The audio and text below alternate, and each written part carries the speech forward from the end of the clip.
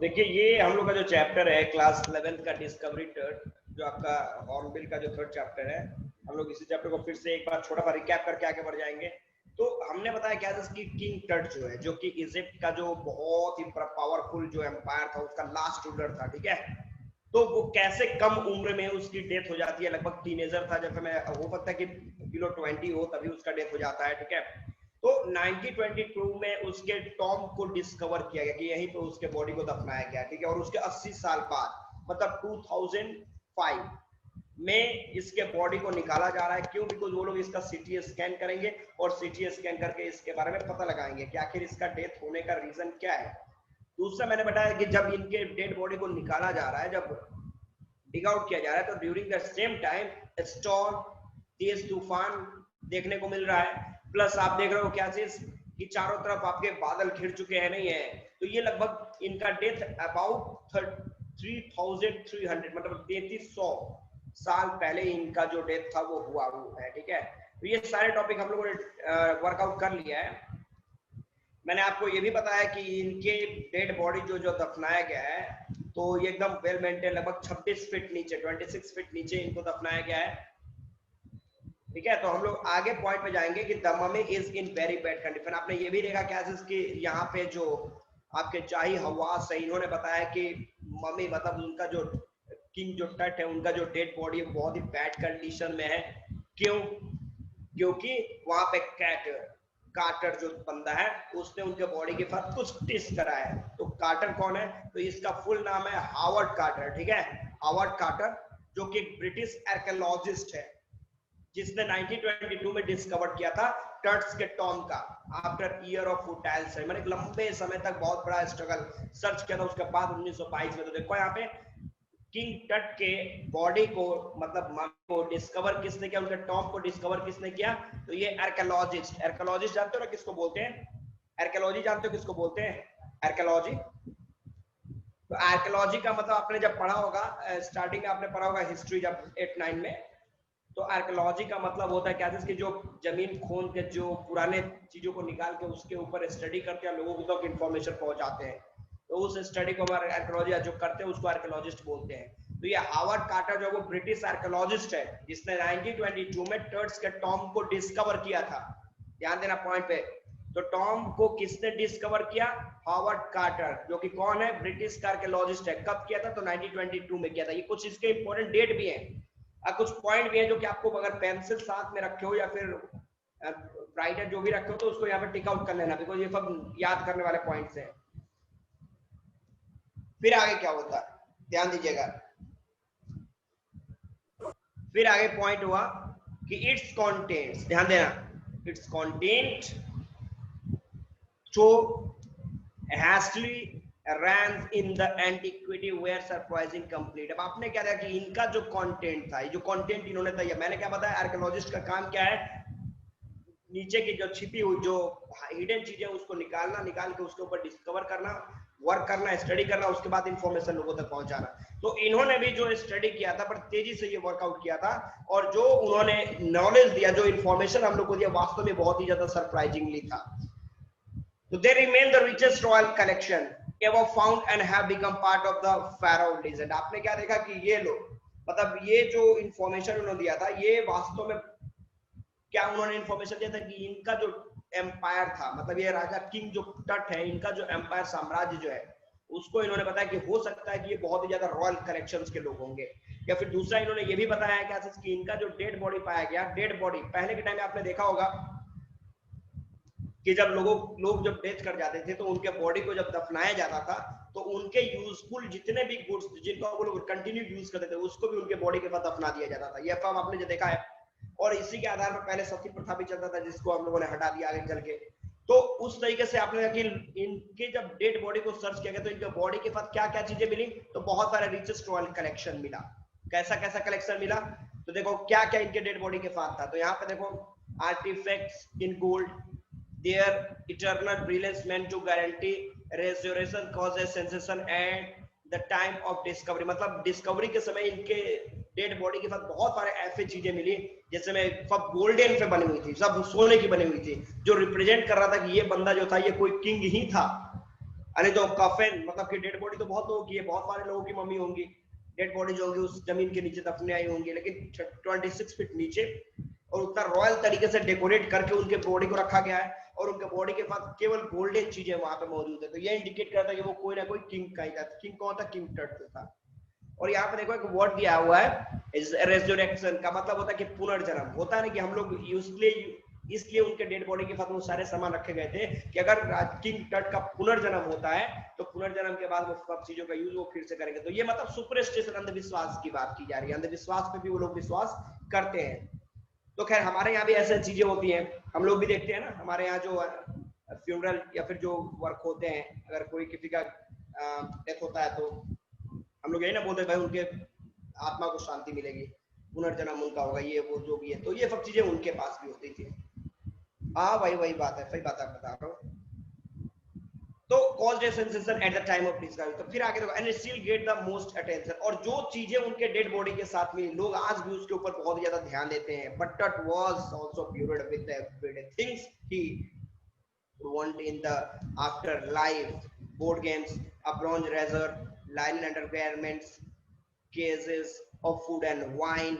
तो टट जो किंग थे उनको भी जब दफनाया गया था तो उनके रोज के यूज करने की सारे के सारे आर्टिकल जो थे उनके बॉडी के पास अपनाए गए थे और सबके सब गोल्डन थे।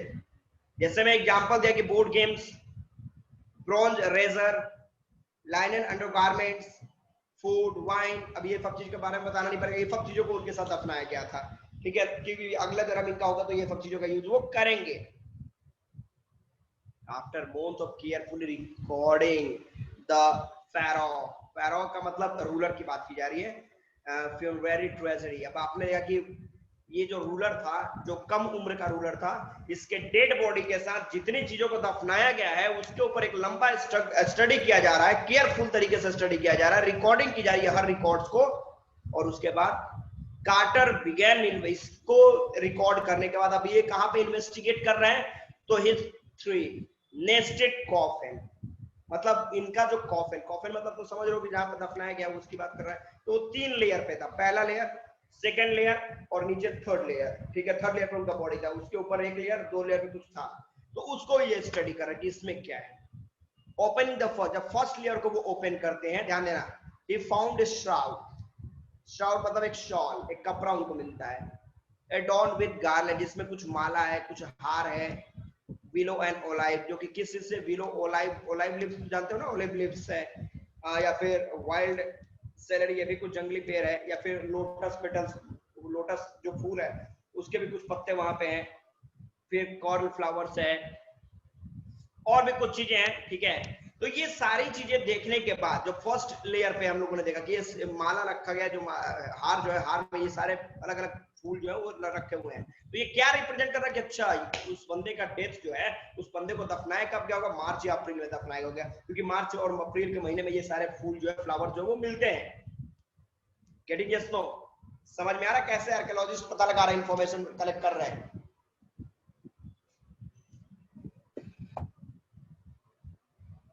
एवरीबॉडी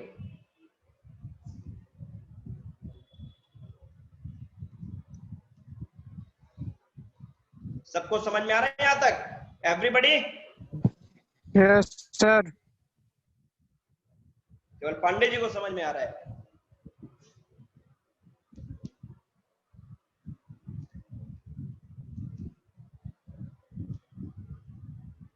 चलो ठीक है, नेक्स्ट आगे हम लोग बढ़ेंगे, ध्यान दीजिएगा। ओके, तो हमने क्या देखा कि इन्होंने क्या पता लगा कि भाई ये सारे फ्लावर्स जो हैं, जो अलग अलग तरह के फ्लावर्स हैं, सारे फ्लावर्स कब मिलते हैं? मार्च या अप्रैल के महीने में मिलते हैं। तो इस बंदे के डेड बॉडी को दफनाया कब गया होगा? मार्च या महीने के मंथ में दफनाया गया। चलो एक तो अब मार्च अप्रैल में, चलो ये तो पॉइंट मिल गया।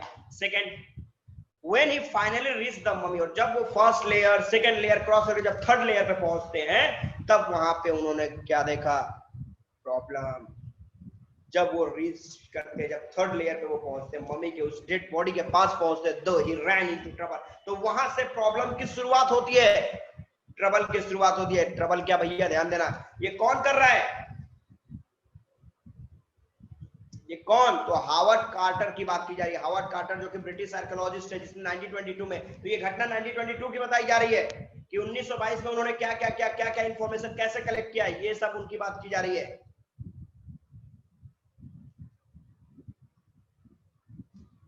फिर क्या होता है भैया, देखो आगे। तो थर्ड लेवल पे जब जाते हैं तब प्रॉब्लम स्टार्ट होता है। क्या होता है, रिचुअल रेसिन। रेसिन का मतलब वो होता है किसमिस टाइप में होता है ना,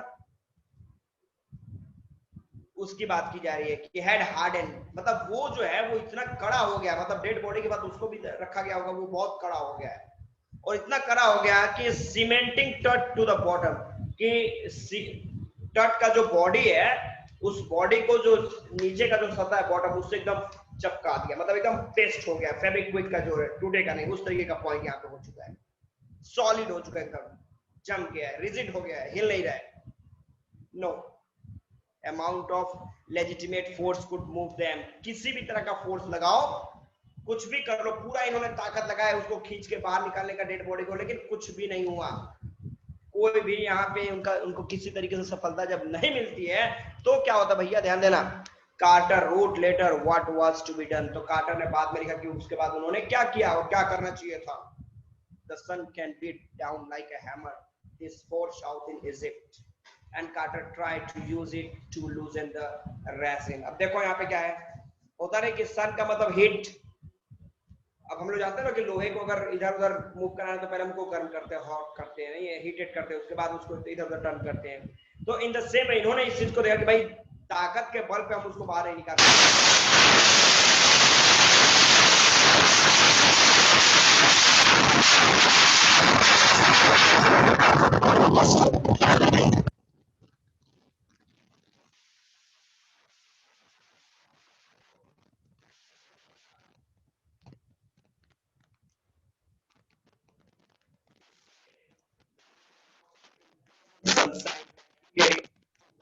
आपकी आवाज नहीं आ रही है।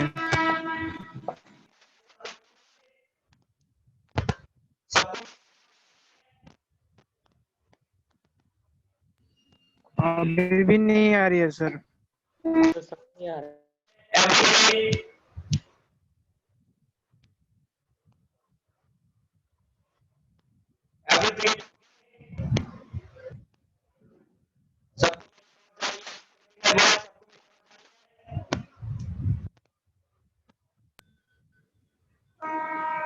नहीं आ रही है सर आवाज।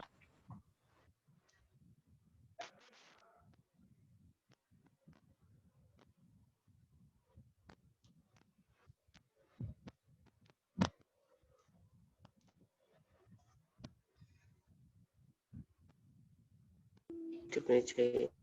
2 मिनट।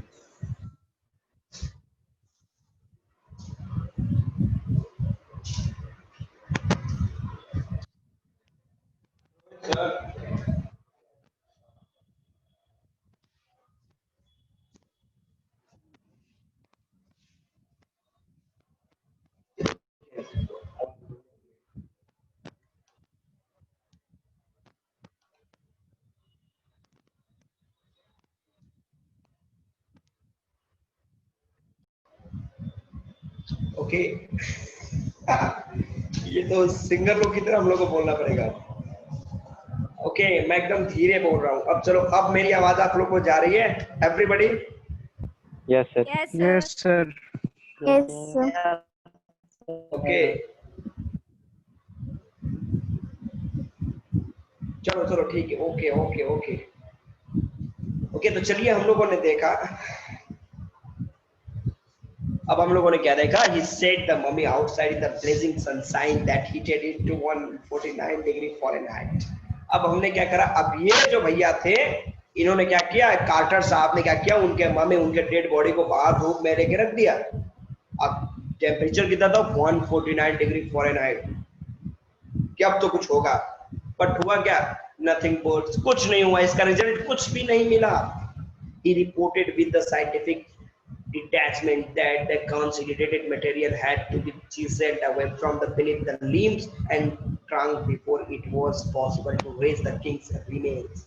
अब इन्होंने फाइनल डिसीजन लिया, क्या चीज, अब फाइनल डिसीजन इन्होंने लिया कि भाई साहब अब टेक्निकल मेथड यूज नहीं करना पड़ेगा, अब यहाँ पे पावर का यूज, मसल्स पावर का यूज करना पड़ेगा। तो इन्होंने क्या बोला कि भैया हथौड़े लो, छेनी लो, छेनी और हथौड़ी पे ठक ठक ठक ठक करके क्या करो, उसके बॉडी के पार्ट को अलग अलग जगह पे निकालो, ठीक है, बिकॉज पारा का पारा पॉइंट, मतलब अब इनका डेड बॉडी जो है वो डैमेज होगा, नो डाउट।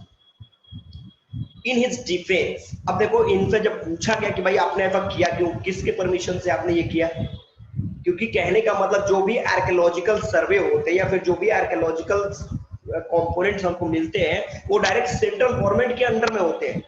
तो क्या आपने गवर्नमेंट से ये परमिशन लिया कि आपने उसके डेड बॉडी को, बंदे का जो डेड बॉडी था उसको पूरा तोड़ तोड़ के बॉडी इधर से उधर कर दिया पूरा का पूरा, तब इन्होंने अपने डिफेंस में क्या कहा, ध्यान दीजिएगा।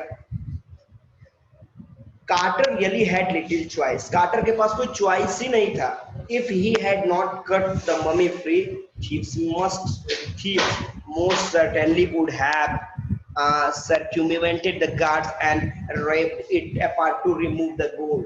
अब इन्होंने क्या बताया कि देखिए एक्चुअली तो मैंने तो कब्र तो खोद दिया था 26 फीट नीचे तक, उनके बॉडी को भी बाहर निकालने की कोशिश मैंने कर ली थी। अब कंडीशन था कि अगर ऐसा नहीं करता, अब छोड़ के ऐसे में चला जाता, तो चोर, भैया समझ में आ रहा है, चोर पहुंच जाते वहां पे और गार्ड को इधर उधर पहला फुसला के वो जितना भी गोल्ड था, बिकॉज उसके अंदर तो सारे गोल्ड ही थे, सारे के सारे गोल्ड निकाल के लेके चले जाते हैं। तो इसलिए मैंने ऐसा किया कि वो चोरी ना हो सके। आप बताइए इसमें मेरी क्या गलती है? गजब का डिफेंस किया इसने, अपना बचाव तो किया इसने अपना। In Tut's time the royals were fabulously wealthy, हो सकता है टर्ट्स के टाइम में, देखो इनके लाइफ की बात कर रहा है कि जो टर्ट्स जो है इनका जब साम्राज्य चल रहा होगा तो उस समय गजब का इनके पास प्रॉपर्टी होगा। एंड दे थॉट और hope they could take their riches with them, और जो चोर होंगे वो इस चीज को सोच रहे होंगे कि टर्ट्स के साथ जो भी प्रॉपर्टी जो रखा हुआ उनके डेड बॉडी। आनंद आप बोलिए, सबको मेरी आवाज जा रही है एवरीबॉडी? Yes sir. चलो ठीक है फिर आगे क्या होता कि, तो इन्होंने बताया कि वो लोग प्रॉपर्टी ना ले जा सके, इसलिए मैंने ऐसा जो भी किया, ठीक है। तो ये अपना डिफेंस अभी भी दे रहे हैं। फिर आगे क्या होता है,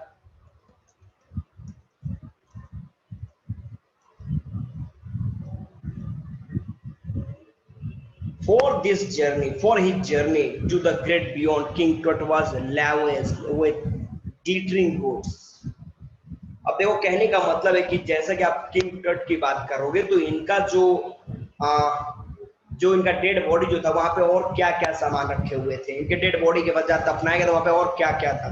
तो ग्लिटरिंग गुड्स थे, precious collars, inlaid necklaces, bracelets, rings, amulets, ceremonial apron, sandal, set, मतलब ये अलग अलग चीजें जो है फारे के फारे, मतलब किंग जो उन चीजों का यूज करता है वो सारी चीजें थी और सबको उनके बॉडी के फतवा पे दफना दिया गया था। ध्यान दीजिएगा।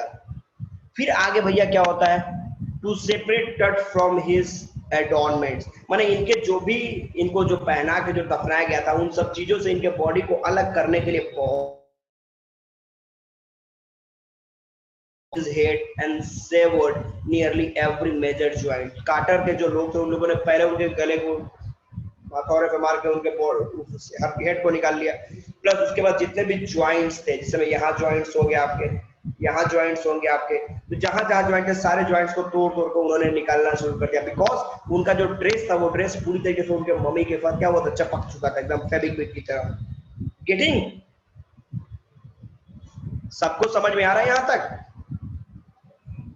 Yes sir. भैया ध्यान देना, बड़ा इंपॉर्टेंट टॉपिक चल रही है। फिर आगे क्या होता, once they had finished, they resembled the remains on a layer of sand in a wooden box with padding that concealed the damage the bed where turds now rest. अब आपने क्या देखा कि जब उनके हर एक बॉडी पार्ट को अलग कर दिया गया, तो उसके बाद क्या हुआ, उसके बाद हुआ कि उनके बॉडी का जो जो पार्ट था जिस तरीके से था उस सबको फिर से एक वुडन बॉक्स तो था, सैंड उस पे रख के वुडन बॉक्स, उसमें उनके बॉडी को डेकोरेट करने की जगह में ज्वाइंट के ऊपर हेड है तो हेड रख दिया गया, इधर हैंड है हैंड रख दिया, मतलब फिर से एकदम डेड बॉडी की तरह उनको डेकोरेट कर दिया गया, जिससे कि लगे नहीं कि उनका बॉडी जो है किसी तरीके से डैमेज है। फिर मैंने सारे ज्वाइंट को जोड़ने की कोशिश की गई, ठीक है, और उनको क्या किया गया, वुडन बॉक्स में रख दिया गया, क्योंकि उनके बॉडी को क्या करना है, सीटी स्कैन कराना है और पता लगाना है, क्या पता लगाना है कि आखिर उनका डेथ कैसे हुआ, क्या हुआ, वगैरह वगैरह वगैरह, बहुत सारे जानकारियां चाहिए थी स्किन के बारे में। भैया आगे चलो, इतना तो क्लियर है, मेरे को हिसाब लग रहा है, कोई प्रॉब्लम नहीं एनीबॉडी। अब आगे हम लोग चलेंगे, देखो आर्कियोलॉजी हैज चेंज्ड सबसे। अब देखो आर्कियोलॉजिकल पॉइंट्स की बात करोगे तो archaeology has changed substantially in the intervening decades, focusing less on treasure and more on the fascinating details of life and intriguing mysteries of death। अब आपने क्या देखा कि पहले के जो आर्कियोलॉजिस्ट थे उनका टारगेट क्या था कि भैया इनके पास प्रॉपर्टी कितनी थी इसके बारे में पता लगाना नहीं है। अब आज के आर्कियोलॉजिस्ट क्या है, इनके बारे में इनको प्रॉपर्टी पे कोई मतलब नहीं है, इनको मतलब क्या है, दो चीजों का जानकारी लगानी है। पहली उसके लाइफ के पूरे डिटेल्स के बारे में, और दूसरी उसकी जो डेथ हुई है उसकी मिस्ट्री के बारे में। तो यहाँ पे क्वेश्चन ये अराइज कर सकता है कि टू डिफरेंट आर्कियोलॉजिकल पॉइंट्स, ठीक है। तो पहले के आर्कियोलॉजिस्ट क्या सोचते थे, तो वो their total discovery was completely based on the treasure, केवल उसके बारे में, ट्रेजरी के बारे में पता लगाते थे। बट टुडेस जो आर्कियोलॉजिस्ट है इनका टारगेट, इनका टोटल फोकस किसके ऊपर है कि to find out the details of life and mysteries of his death. ये दो पॉइंट दिमाग में रखेगा।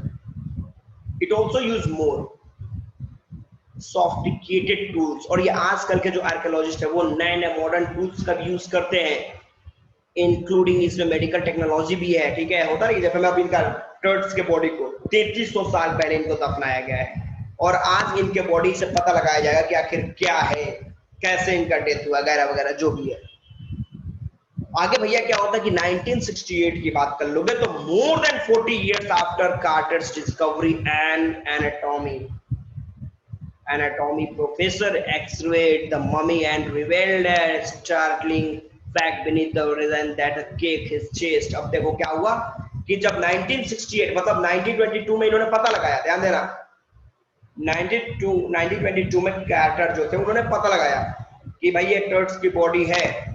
तो उसके 40 साल बाद मतलब 68 में एक डॉक्टर जो थे, मतलब एक प्रोफेसर, उन्होंने एक्सरे करा, 40 साल बाद एक्सरे करा और पता लगाया कि ये जो मम्मी है, मतलब उनका जो डेड बॉडी है उसमें क्या प्रॉब्लम है। तो उनका जो चेस्ट है, जो रिबकेज जो होता है, उस रिबकेज में बहुत सारे हड्डियां जो है वो गायब है, उनका ब्रेस्ट बोन जो है वो गायब है। अरे भाई ये कैसे हो गया? तो ये एक नया थ्योरी दे रही है कि भाई इसके साथ तो अलग तरह की प्रॉब्लम हुई है। जैसे मैं अभी आप देख रहे हो सुशांत केस में चले जाओ, एक डॉक्टर आके नया रिपोर्ट दे रहा, तो दूसरा का डॉक्टर को कहा गलत है, ये नया रिपोर्ट ये सही है। डॉक्टर भी कंफ्यूज, पब्लिक भी कंफ्यूज, उसके पेरेंट्स भी कंफ्यूज, पूरा देश कंफ्यूज, समझ में आ रहा हुआ क्या उसके साथ। तो ये इंडिया है कि एक छोटा सा एक मर्डर पे, जिसके हम लोग बोलते हैं कि हम लोग we are going to touch the moon, और इतने बड़े टेक्नोलॉजिकल देश में, टेक्नोलॉजी के देश में एक बंदे के डेथ के बारे में अभी तक बुद्धि नहीं सुलझ पाई। अभी तक कोई कुछ बोल रहा है। ये हमारा देश है। खैर आगे बढ़िए। हाँ, आप तो कंफ्यूज नहीं रहेंगे, होना भी नहीं चाहिए। खैर आगे हम लोग बढ़ते हैं। तो ये इस बंदे ने बताया कि भाई उनके कुछ जो रिबकेज की हड्डियां हैं वो थोड़ी सी गायब, मतलब कुछ गायब है, ठीक है। खैर जो भी था, today's diagnostic image can be done with computed tomography और सीटी स्कैन। मतलब आज के डेट में आसानी से आप किसी भी बॉडी के बारे में पता लगा सकते हो सीटी स्कैन की मदद से, जो कि पूरी तरीके से कंप्यूटर टोमोग्राफी के ऊपर, मतलब ये टेक्नोलॉजी, एक नया टेक्नोलॉजी पूरे बॉडी का सीटी स्कैन कर देगा, कहां पे कौन सी बोन टूटी फूटी है, everything you will get by which hundreds of x-ray in the cross sections are put together। इसमें क्या होता है, कंप्यूटर टोमोग्राफी का मतलब एक ही बॉडी का सैकड़ों बार आपका एक्सरे होगा, और सारे एक्सरे को एक के ऊपर दूसरा तीसरा ऐसे करके रखा जाएगा। उसके बाद उसको फाइनल चेकआउट किया जाएगा कि आखिर है क्या, आपका वर्चुअल बॉडी बनाए जाएंगे, और उसके बाद उसको तरीके से देखा जाएगा। एंड कुड इट, और हो सकता है, what more could a CT scan reveal after than the X-ray। मतलब एक्सरे ने जो इंफॉर्मेशन दिया था, क्या वो सच था, नहीं था, कि उसके बाद कुछ और था? अब ये तो सीटी स्कैन कराने के बाद ही पता चलेगा। यहाँ पे जो लोग मर रहे हैं उसके बारे में कुछ पता ही नहीं लगाता। ये 3300 साल पहले के जो बंदा है, इसके बारे में देखिए कितना पूरी की पूरी कहानी लिख दी गई है। खैर जो भी था, and could it answer two of the biggest question, और दो क्वेश्चन जो बहुत ही इंपॉर्टेंट क्वेश्चन है। दो क्वेश्चन जो कि बहुत ही अच्छा बुकिंग था, और हम लोग क्या है, पब्लिक है, मैंने हम लोग कॉमन पीपल है क्या।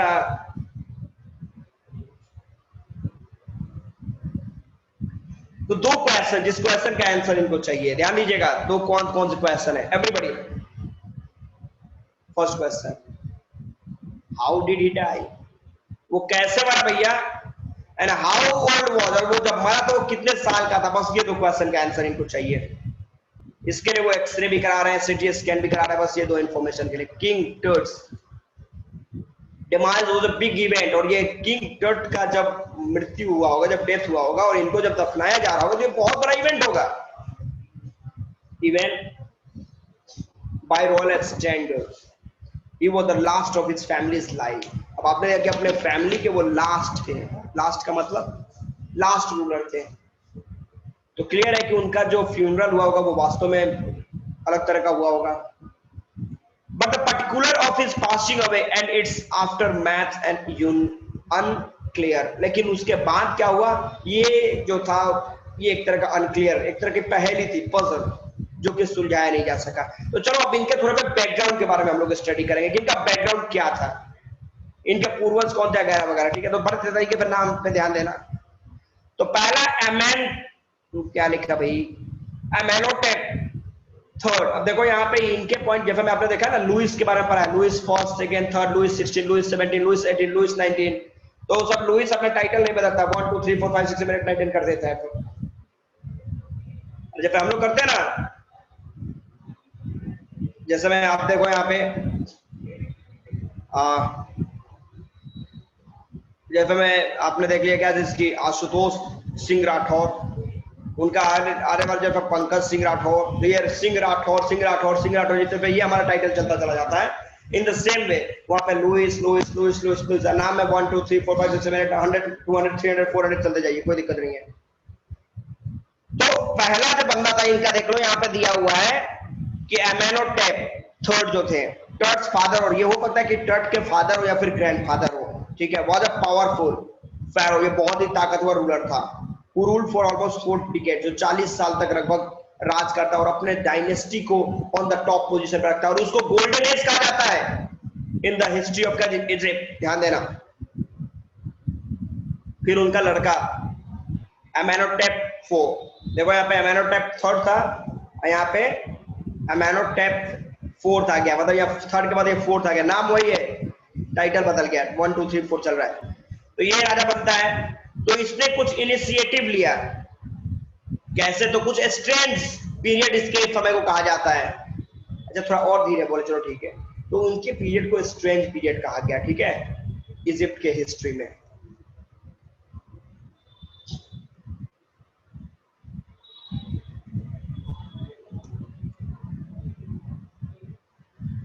The new pharaoh promoted the worship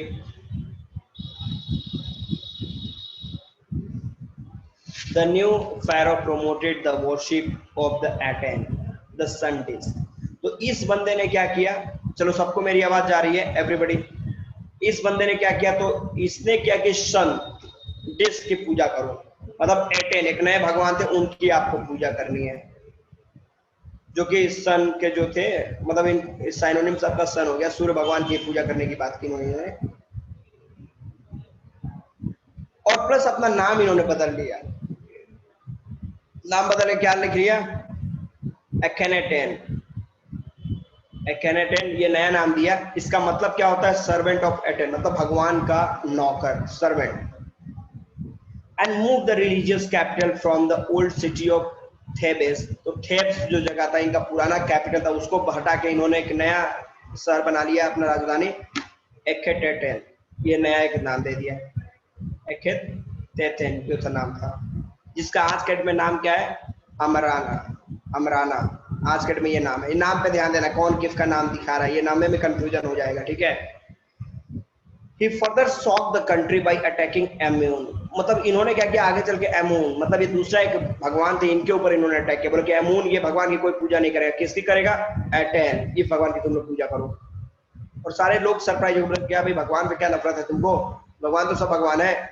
अब मैं बोलूंगा कृष्ण भगवान की पूजा नहीं करो, या राम जी की पूजा करो, भाई आपको पानी नहीं पीना आप वाटर पीजिए, वाटर नहीं पीना आप जल पीजिए। अरे भाई जल पियो चाहे वाटर पियो चाहे पानी पियो, सब तो एक ही चीज पी रहा है। तो ये भी यहाँ पे थोड़ा प्रॉब्लम में होगा, जिसकी वजह से इसने नया सिस्टम निकाल दिया। खैर चलिए आगे हम लोग क्या मतलब है,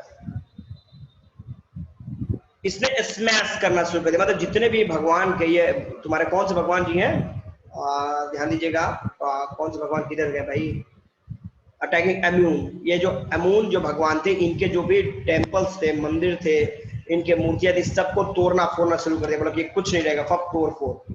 it must have been a horrific time, और ये वास्तव में बहुत ही डरावना समय होगा, नहीं ये बहुत ही भयानक टाइम होगा। सेठ रे Johnson, director of university of the Chicago. तो शिकागो के जो रिसर्च सेंटर जो कि लग्जर में था, उस यूनिवर्सिटी के ये डायरेक्टर थे, उन्होंने बोला कि वो समय सबसे डेंजरस होगा। सबसे the family that had ruled for centuries was coming to an end. मतलब वो परिवार जो सदियों से इजिप्ट में रूल कर रहा है, अब उसका अंत नजदीक है। तो जब आप भगवान के अगेंस्ट में खड़े हो जाओ, गॉड के अगेंस्ट में खड़े हो जाओ, अल्लाह के अगेंस्ट में खड़े हो जाओ, तो क्लियर है कि आप अंत पे हैं। नेचर के अगेंस्ट में खड़े हो जाओ, आप अंत पे हैं। नेचर के अगेंस्ट में खड़े हो गए, कोरोना पैंडेमिक का फेस करना पड़ेगा, है ना जी। तो आप हमारे अगेंस्ट में खड़े हो रहे हो, चलेगा, बट गॉड क्या। तो इन्होंने देखा कि वो उस बंदे ने जब भगवान की मूर्तियां तोड़ना शुरू कर दिया कि ये कोई नहीं, हम जो बता रहे हैं वो भगवान को मानो तुम, तो इन्होंने बोला कि अब मतलब उसका अंत आ चुका था, उसके साम्राज्य का अंत आ चुका था। खैर आगे, the family that had ruled for century was coming to an end and then Akhenaten went a little west. और उसके बाद एकेनेटन जो थे वो कुछ दिन तक लग्जरियस लाइफ जिए, उसके बाद इनकी कहानी खत्म हुई। आफ्टर एकेनेटन, तो इनके मरने के बाद ए मिस्टीरियस रूलर, एक दूसरा बहुत ही रहस्यमय शासक आया सामने, जिसका नाम क्या था, एस्मेनेखरे। ये बंदा राजा बना। appeared briefly and existed with hardly to trace, मैंने बहुत कम समय के लिए राजा बना और तुरंत ये गायब भी हो गया। और इसके बाद एक बहुत ही नौजवान लड़का जो था वो राजा बना, नाम टटैनखेटेन। ठीक है, तो यही टटैनखेटेन जो थे, इनको हम यहाँ पे किंग टट की बात कर रहे हैं। ठीक है, इनका शॉर्ट नाम है। यहाँ पे देख लो, यहाँ पे एक बंदे ने क्वेश्चन पूछा था कि पर टट का पूरा नाम क्या था। किसने पूछा था ये question? Who asked this question? Siddharth Pandey. Pandey ji आपने पूछा था। तो देखो पांडे जी यहाँ पे नाम उनका पूरा आ गया। ठीक है, तो इनका ये टट का जो फुल नेम है। ठीक है, तो ये भैया गद्दी पे बैठ गए। हुआ क्या, King Tut as he is widely known today, आज बहुत ही ज्यादा, जैसा कि आप देख रहे हो, फेमस हो गया है। ठीक है, द बॉय किंग। देखो जब ये लाइव होंगे, अलाइव होंगे, तो ये फेमस हो या ना हो, मरने के बाद ये फेमस हो गए नहीं है। तो ये उनके बाद इनको आज भी याद किया जा रहा है। देख रहे हो कि कैसे कैसे इनकी डिस्कवरी की जा रही है। तो आगे आपने क्या देखा, the boy king soon changed his name Tutankhamun. अब इन्होंने क्या किया, इनका नाम क्या था पहले, देखो यहाँ पे नाम क्या, यहाँ पे टुटनखामन, यहाँ पे नाम बदल के उन्होंने अपना वो नाम रख लिया। ठीक है, और उसके बाद क्या हुआ कि इन्होंने ये जो ऊपर देखो, इनके जो पूर्वज जो थे, 21 भगवान को इन्होंने हटाया था। कहाँ पे नाम है भगवान का भाई, ऊपर कहीं होगा ना नाम। यहाँ पे देखो, अटैकिंग एमून के ऊपर अटैक किया था। तो इन्होंने क्या किया, तो इन्होंने लिविंग इमेज ऑफ एमून, मतलब एमून जो भगवान जिसको इनको पूर्वजों ने खत्म किया था, उसको ये फिर लाइव कराते हैं। ठीक है, and overseas and restoration of old way, जो पुरानी जो सभ्यता थी उसको सामने लेके आते। बोलते नहीं, कोई भगवान की हम लोग इंसल्ट नहीं कर सकते, सारे भगवान एक है। He went for about 9, लगभग 9 साल तक ये वहां पे राज करते हैं, एंड देन डाइड ऑन, और रहस्यमय तरीके से इनका डेथ हो जाता है। तो ये है इनकी कहानी। ठीक है, और डेथ हो जाता है, तो इसी के बारे में आपको पता लगाना है कि आखिर भाई उसका डेथ कैसे हुआ वगैरह वगैरह। ठीक है, regardless of his fame and the speculation about his fate, Tut is one mummy among many in Egypt। अब कहने का मतलब है कि आपने कि फेम मतलब तो जानते हो कि हस्ती, गजब की इनकी हस्ती है, और प्लस ये लकी भी बहुत ज्यादा है।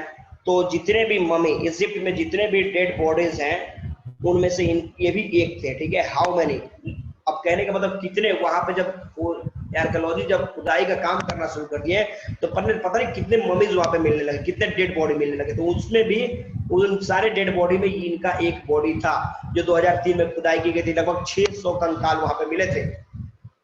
अगला फेज क्या था, तो ये तो जमीन खोद के हम लोगों ने सारे ममीज को निकाल लिए। अब अगला काम क्या है, तो scanning the mummies with a portable CT machine donated by the National Geographic Society and सेमेन। अब आपने कि जो सिटी मशीन जो कि स्ट्रॉन्ग मतलब बहुत ही महंगी मशीन, जिसको किसने, national Geographic Society and semen, इन्होंने जो डोनेट किया था, उससे अब सारे मम्मीज का हम लोग क्या करने वाले थे, सीटी स्कैन करने वाले थे। King Tut is one of the first mummies to be scan.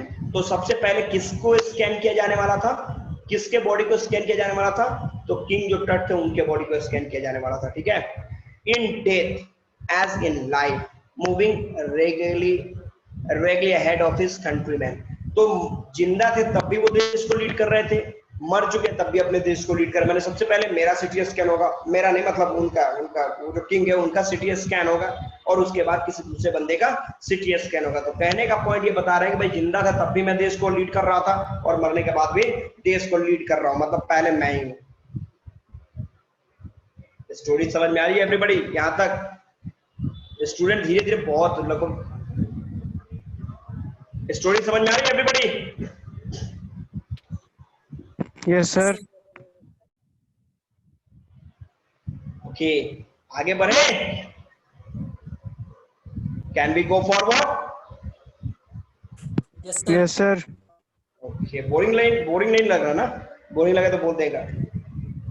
तो आगे हम लोग CT machine scan the mummy head to toe. CT scan का काम क्या है, किसी भी बॉडी को सर से लेकर पांव तक पूरी तरीके से स्कैन करना, creating 1700 digital x-ray image in cross section, मतलब लगभग 1700 डिजिटल एक्सरे इमेज का तैयार करके क्रॉस चेक करके टर्ट्स के हेड को स्कैन करना 0.62 मिलीमीटर स्लाइस के थ्रू, और उसको अलग अलग तरह के पतले पतले स्ट्रक्चर्स बना के उसको किए जा रहे हैं।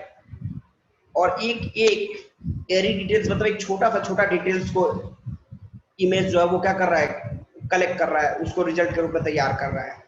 With Tutt's entire body similarly recorded, a team of specialists in radiology या फिर forensic and anatomy began to prove the secret that the winged goddesses of a glided burial shrine protected for so long। अब कहने का मतलब है कि टर्ट्स का जो इंटायर बॉडी का जो क्या हो गया, आपका सीटी स्कैन हो गया, तो अलग अलग चाहे वो रेडियोलॉजी के लोग हो, फॉरेंसिक लोग हो या फिर एनाटॉमी के लोग हो, सब बैठ के तब इनके बॉडी को सारे स्कैन को चेकआउट कर रहे हैं, नहीं है कि आखिर क्या है, आखिर लंबे समय तक इसका बॉडी आखिर क्या, ऐसा कुछ है कि कोई गॉडेस जो है या फिर कोई भी इसके बॉडी को इतना सुरक्षित रखे या फिर क्या है।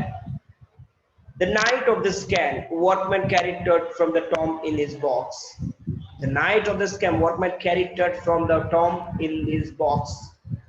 स्कैन हो गया, अब वर्कमैन क्या कर रहे हैं, टट को क्या कर रहे हैं, टॉम से निकाल रहे हैं बॉक्स में, लाइक पाल बियर मतलब जानते हो, वो पहले के टाइम में जो शादी होती थी तो लड़कियों को वो क्या बोलते, वो क्या उसको बोलते, जो चार लोग मिलकर लड़की को मायके ससुराल लेके जाते थे, उसको पालकी होता ना, क्या उसको बोलते हैं एनीबॉडी?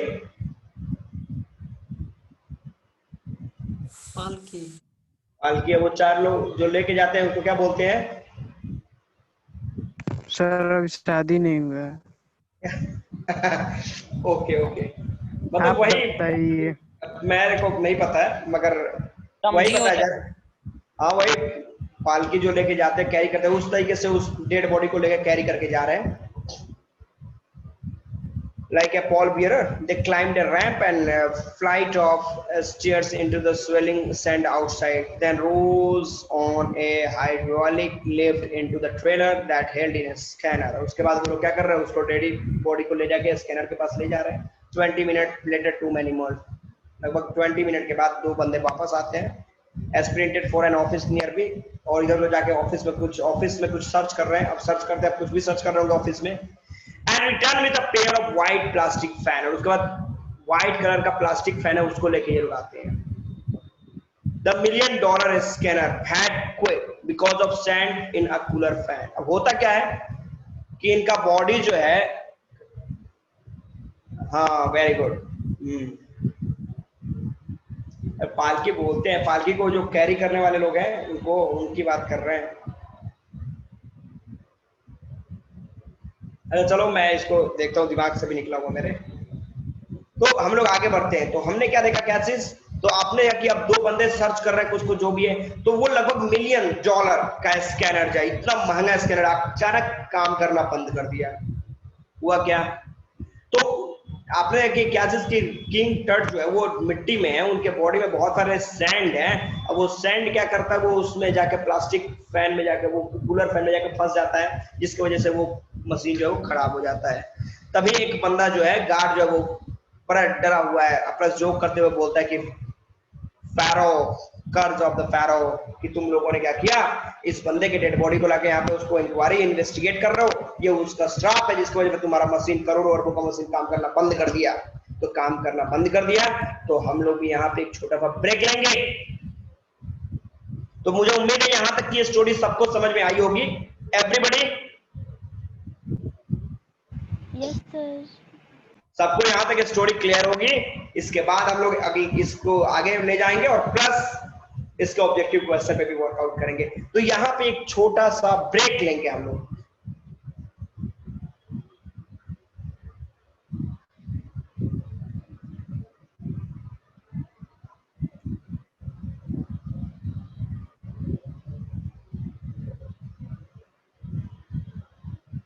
ये रियल स्टोरी है, ये स्टोरी थोड़ी है, ये रियलिटी है। जैसे पृथ्वीराज चौहान आपके रियल है, चंद्रगुप्त मौर्य आपका रियल है, उस तरीके से ये भी किंग टट जो है वो इजिप्ट का राजा था। जैसे लुइस 16 आपके रियल है, लुइस 18 रियल है, नेपोलियन रियल है, उस तरीके वे भी रियल है। Okay bye everybody.